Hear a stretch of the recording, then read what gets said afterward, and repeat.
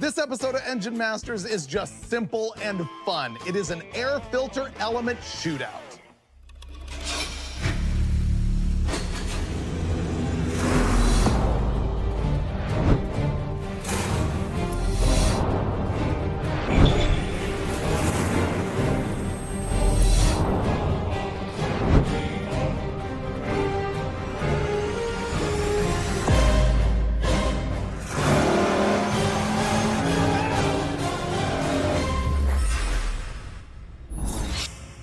This time we're gonna find out which color air filter element makes the most power. Not really, but kinda, because man, you can see they come in a variety of colors and styles. There are so many air filter elements available on the market these days. I just want to do a quick shootout to find out if there's really any differences in any of them. So you're gonna get two things. You're going to get paper elements versus cotton elements, oiled elements, and then you're also gonna get a brand-to-brand shootout. So I bought everything that I could that appeared to be different that was in stock at summitracing.com at the time we did this show, which is June 2023. I brought my crib notes because I wanted to give you what all these are and what the prices are of them, starting from cheapest to most expensive. First, we're gonna test an All-Star Performance paper filter. That one is $12.99. Mr. Gasket paper filter, $15.72. Then Summit has their own line of air filters, and now we get into the cotton gauze oiled air filters. These are available in blue, black, or red. Strangely enough, red is $34.99, and you can get the other colors for $26.99. I don't think there's a difference in performance, it's just the colors. Next up, we have one from Spectre Performance. This is $31.99, available in red or black. I got the black, which I thought was pretty cool. Edelbrock sells one that's called the Pro Flow in blue, black, or red. That's $34.95. Then we get into the green filter. That's actually the name of the company that sells them. It's not just the color. The green filter is $58.42, and then the K&N is $77.99 on sale at the time we're shooting this. They're normally $89.99. Now, as we test these, one thing we cannot do is judge the value of the filtration on any of these. We don't have a way to contaminate them uniformly, and we don't have a way to sort of analyze what particles are being passed through them. So this ain't that. This is going to be a power test, but I can also sort of give you some observations on each one of these. The two paper filters, I really wanted to get a super cheap one that hardly has any pleats on it, and I couldn't find that. And so the All-Star and the Mr. Gasket are extremely similar, though clearly not made by the same company. They're not the same exact thing. The thing I'm talking about on pleats is air filters can often be judged on how many folds they have, you know, per inch or all the way around the thing. If they have very few folds, that means there's much less surface area on the filter, and that's gonna tend to mean that it won't pass as much air and that it won't catch as much dirt and stay cleaner and useful as long as if you have a whole bunch of folds, but I couldn't find a super cheapie. So that's just a little bit of information that applies to both paper filters and the cotton gauze. Other observations that I've got to get into are that the only two here that are made in the United States are the green filter and the K&N filter. Now, I gotta lead with K&N because this is the company that actually popularized high-performance cotton gauze air filters. They did it way back in 1969. They really invented this marketplace, at least as far as I know. And that product, while it is the most expensive, I will tell you sort of just based on intuition and handling it and fondling it, it's the highest quality unit here. It fits better, the folds are more consistent, the way the wire is like embedded in, it seems more solid, it's a little bit heavier, so that is the nicest unit. The other one made in the United States is the green filter. Here's the thing about that. I took the green filter, and I took all of these actually, and held them up to the light and looked through them. That green filter, you can see a lot of light through the thing. You can actually see some voids in it. And I'm like, what is going on with that? And I wondered to myself, how can this filter anything compared with these other guys? And I read up on their flyer, and here's the deal. They say that they use less cotton layers in their filter than, for example, the K&N. And they say that their oil magnetically charges the screen so that it can catch negatively charged dust particles. I suppose the cotton is there then to catch the positively charged dust particles. There's no way we have to verify all of that. However, The company's marketing does explain why that one seems to be more see-through than the others. What we're gonna do is throw all of these on one engine and just test them, and essentially we're gonna look at horsepower and find out what the airflow is on them. What engine are we gonna use? My 408 LS. Super simple. All we're really using it for on this episode is to suck air and find out which filter is best. Okay, guys, ready for the least ambitious episode of all time? Yeah, this is gonna be simple and easy, but when I came up with the idea, you're like, dude, people ask the question all the time, so here we are. No, I like our discussion. You know, I mean, some of the most basic things really are what guys are the most interested in. No, I want to know too, and I think we learn something every single time, but I do want to add a little bit something other than just air filter elements. I think we should still test it just with an open carburetor. In the past, we've seen that it loses power with a dropped base. I think we should run through that again. I think we saw that with a drop base with an element. I wonder about just a drop base. That's true. We could run just a flat base, just a drop base, and then start putting filters on it after that. Yeah. However, oh boy, money time. We're not going to see a difference of more than just a dyno variance of 2 or 3 horsepower with any of the filters, including the paper wood. Ooh, I'll take you on that. Yeah? Yeah. You will? Oh, you betcha. Okay. No, I'm actually going to go with you and bump Dulcich another 20. Okay. I'm in. There's going to be more than 1 horsepower difference between them. That's not what I said. Dyno variation. So do we call that 2 or do we call that 3? 3. 3? Get out of here, Brule. 3? We can't just look at peaks either. We're going to have to look at the average. We're going to have to agree that it made no difference. All right, I'm going all in. So we have a friendly bet on the table about what's going to happen with the air filter elements. But first, we're going to fire it up and run it with no air filter on it at all. And then we're going to probably fiddle around with some bases, and then we'll get into the elements. Steve, let's see our baseline.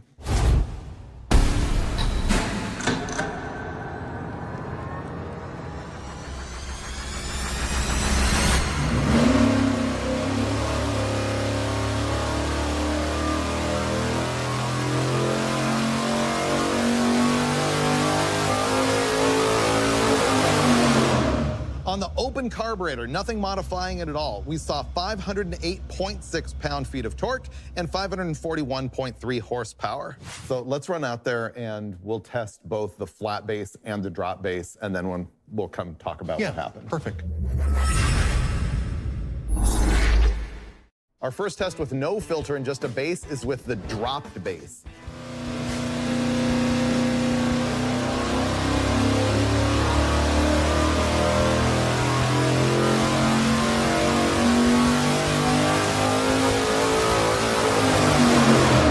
And now the flat base on the carburetor.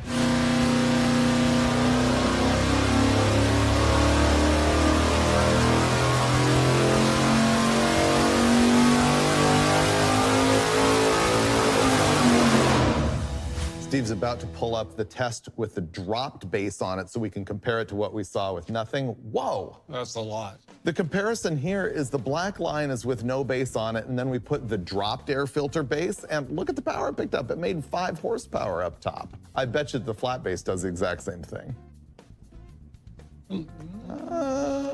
You're talking one. Yeah, the flat base does the exact same thing. It is 1 horsepower difference. We're not counting that. So legitimately putting some sort of air transition into the carburetor helps. It helps. Which we've seen many, many, many times. I just didn't expect 5 horsepower all the way up top. Well, the reason I thought it was kind of cool to put a base on it is because you see so many guys at the track. If they're drag racing, they'll take the filter off. But I see some guys with no base and some guys with a base, and I think it's important. One is to kind of keep the engine temperature away from the air inlet, and then to contour it as well. And also the reason why it makes 5 horsepower up there and not down here is simply airflow demand. At a much higher speed, so that contour makes a bigger difference. Yeah. When we do our filter testing, which base do you want to use? I want to use the flat one. Yeah. We'll test it all with flat, and then I think at the end I want to go in and test with a filter, the flat and the dropped. I think that's a good idea. Now we're gonna start testing filters, and we're gonna run in there and test our 2 paper element air filters, and then we'll come back and pick a winner on that, if any. Our first test is going to be the All-Star Performance 14 by 3-inch paper element. That's the cheapest filter in the test. We're going to add this paper gasket. You'd be surprised how much dirt can get right between this edge and the carburetor air horn. And all set, ready for testing.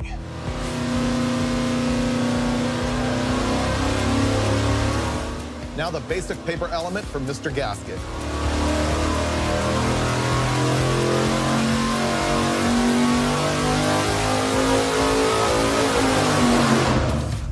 What's on the screen right now is the power with a flat base, but no filter on it at all. So let's see how much power a paper air filter element kills.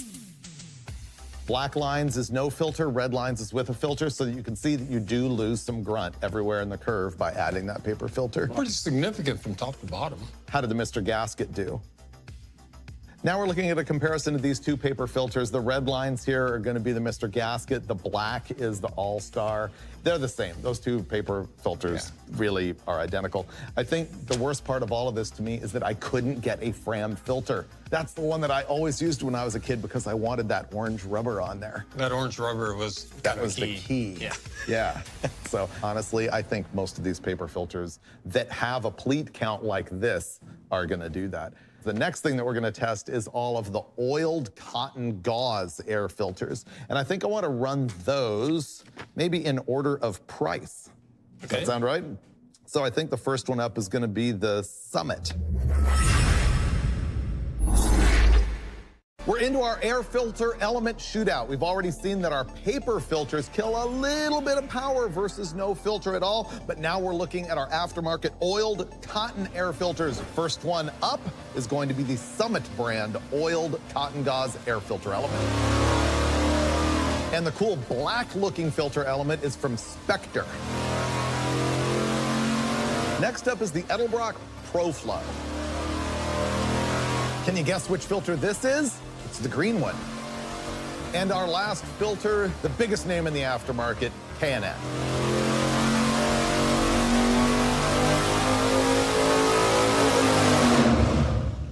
We just came back from testing a whole bunch of oiled cotton gauze air filter elements, 5 to be exact, and we've pulled up the power curves of all of them right here on the screen. And as you can see, they're all pretty much the same, but there are differences.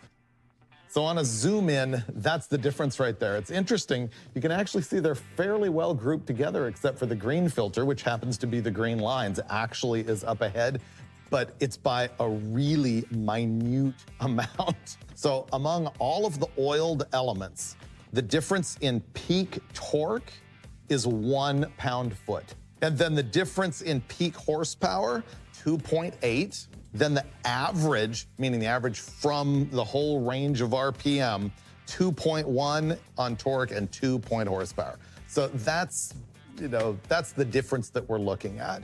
Amongst these brands. Amongst all of these filters. So while this looks like it's standing out right here, if you look at the scale, at best, it's 2.8 horsepower. So we established that I believe that all of our oiled filters are essentially the same, although the green was just a speck better by a horsepower or 2. So what we're gonna compare here is that green filter that was the best of those to the worst of our paper filters. And I might add that by worst, I mean by 0.6 horsepower.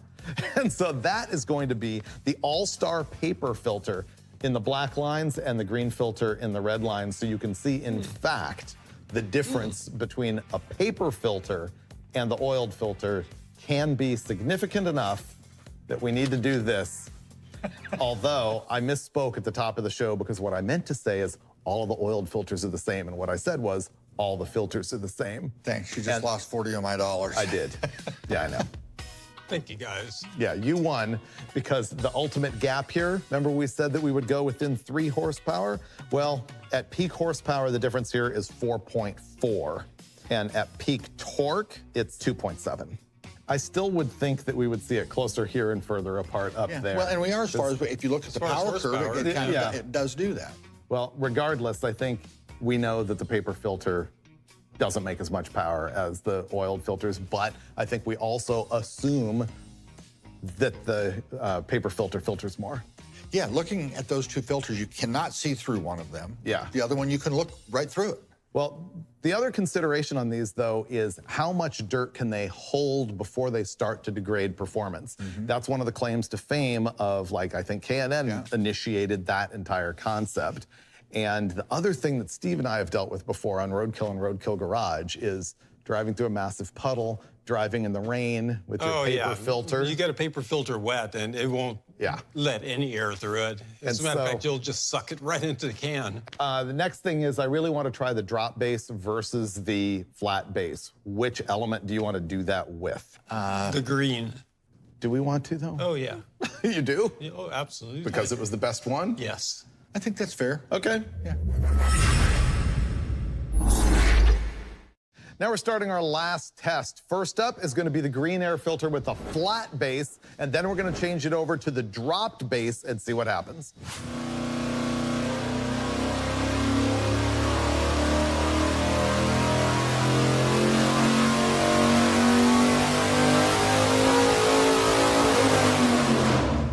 And now the drop base.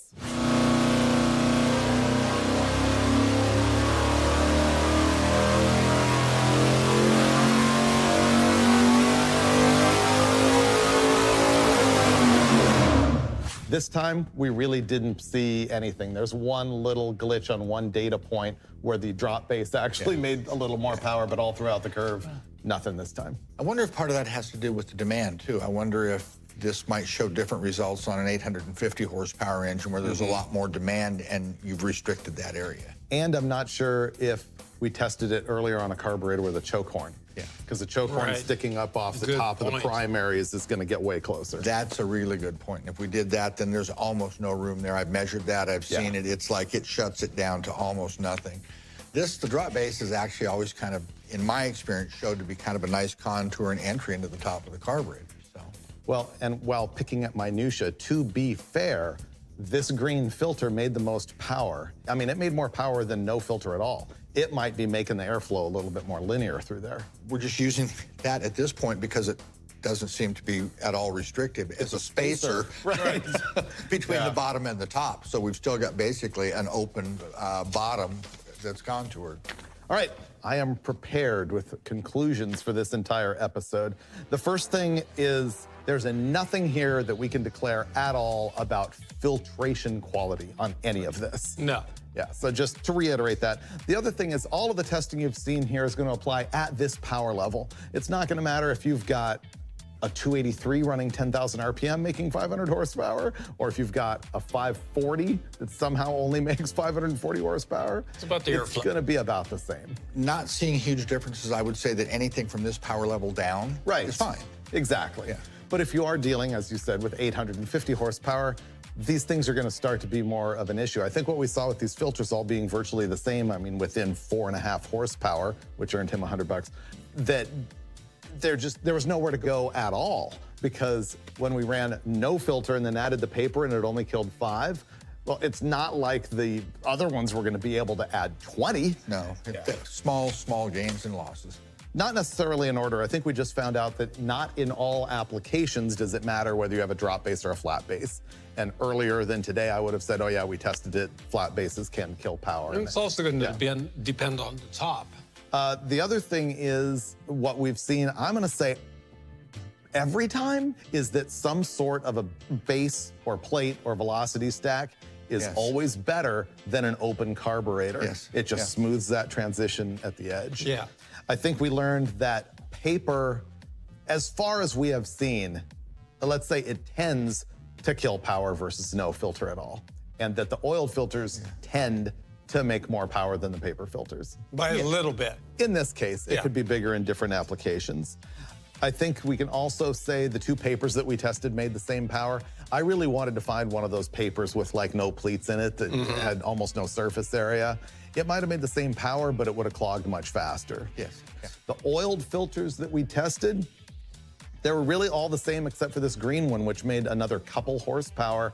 And maybe there's a reason for that. Looking through it and reading their brochure and watching the power, it's like, okay, I don't know if it filters anything, but it did move more air. Yeah, that was kind of an interesting explanation on how it actually filters. But it's not because of layers of material. It's some other magic that's going on there with positive and Ionic negative bonds, ions. Yeah. Yeah, okay. I think that's about it, other than the pros and cons of oil versus dry, which is oiled filters cost a lot more, but A lot more one time. you can wash them essentially forever. Yeah. If you're a guy willing to do that. Are you? No. Neither am I. I end up not having time, and one time I did it years ago, I made a mess of it. If I get a car that has an oiled filter in it and it's a caked up mess, as my junk tends to be, I throw it away. I'm willing to wash them. Yeah. And it's not so much even having to re-oil them and spend all that extra time. I'm just willing to wash them. As I mentioned earlier to you, I even have a K&N filter in my heating and AC unit because I take it out and I go wash it off and put it back in. Yeah. And I bought one filter and now it's been there for, 8 or 10 years. And you're not throwing away as much junk. And honestly, I don't want to sound like Mr. Greenpeace, but that's truly, It is. I felt bad about throwing away just garbage and, because I was changing that filter once a month. And so now it's one time and I'm done. Well, that turned into a lot more conversation and thought over something that I thought was going to be just a totally brain-dead test. I hope you picked up something from it, because we learn something every single time we do this show that's called Engine Masters. Okay. Oh, well.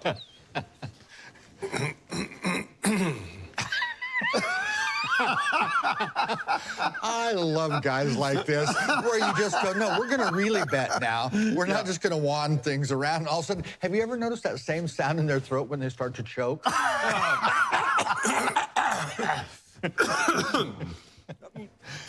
good for it, guys. All I have are hundreds in my wallet. It's okay, I've got change.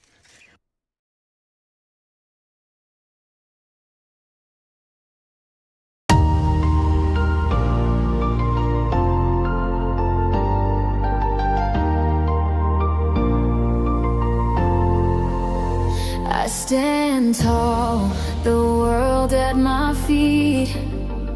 Every dream that I dare to seek. The sun burns bright on my skin. This is the victory I'm meant to win. No one can tell me I can't climb. I've conquered peaks, it's all mine. At the summit, I'm on top. No one can stop me, no, I won't drop. I've earned this place, I've paid the price. This is the moment I've reached my